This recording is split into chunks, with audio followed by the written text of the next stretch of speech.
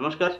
তো এবার এমন একটা খবর প্রকাশ পেল যা সত্যি ভারতের জাতীয় নিরাপত্তার জন্য বিরাট বড় এক ধাক্কা।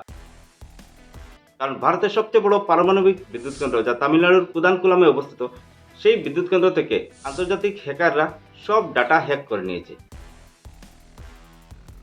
এই ইন্টারন্যাশনাল সাইবার গোষ্ঠীর নাম হচ্ছে ওয়ার্ল্ড লিগস, এবং এরা যে সাইবার অ্যাটাক করেছে, এই সাইবার অ্যাটাকে ভারতের প্রায় 19,000 গোপনীয় এবং অত্যন্ত সংবেদনশীল ফাইলের তথ্য ফাঁস করে দিয়েছে।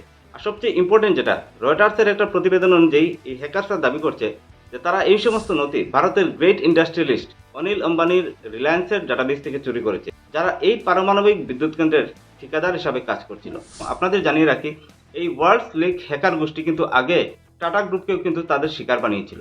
তবে টাইমস অফ ইন্ডিয়ার রিপোর্ট অনুযায়ী এই হ্যাকাররা কোর ফাইলকে কোনো ক্ষতি করতে পারেনি। তবে সাধারণ মানুষের মনে একটা প্রশ্ন থাকতে পারে যে আসলে এই হ্যাকিংগুলো করে কিভাবে। তাহলে আপনাদের জানিয়ে রাখি যে র্যানসম বলে একটা সফটওয়্যার আছে, যাকে ব্যাড সফটওয়্যার বলা হয়, এবং কম্পিউটারের ভাষায় এটাকে মালওয়্যারও বলা হয়। এই সফটওয়্যার কম্পিউটার সার্ভার বা নেটওয়ার্কে ঢুকে গুরুত্বপূর্ণ ফাইলগুলোকে এনক্রিপ্ট করে দেয়, অর্থাৎ লক করে দেয়। এরপর হামলাকারীরা এই ফাইল খুলে দেওয়ার বিনিময়ে মুক্তিপণ বা র্যানসম দাবি করে। সহজভাবে বলতে গেলে ধরুন একটা র্যানসম সফটওয়্যার একটা অফিস বা বিদ্যুৎ কেন্দ্রের একটা কম্পিউটারে ঢুকলো। এবার এই র্যানসম সফটওয়্যার সব গুরুত্বপূর্ণ ফাইলগুলোকে লক করে দিল, এবং স্ক্রিনে একটা মেসেজ আসলো যে ফাইল ফেরত পেতে নির্দিষ্ট পরিমাণ বিটকয়েন পাঠান। এবং হ্যাকাররা ঠিক একইভাবে হ্যাক করে।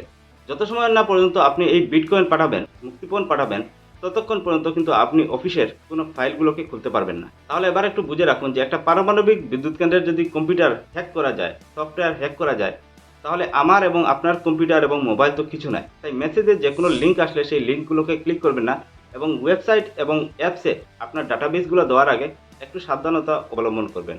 ধন্যবাদ। ভালো থাকবেন, সুস্থ থাকবেন।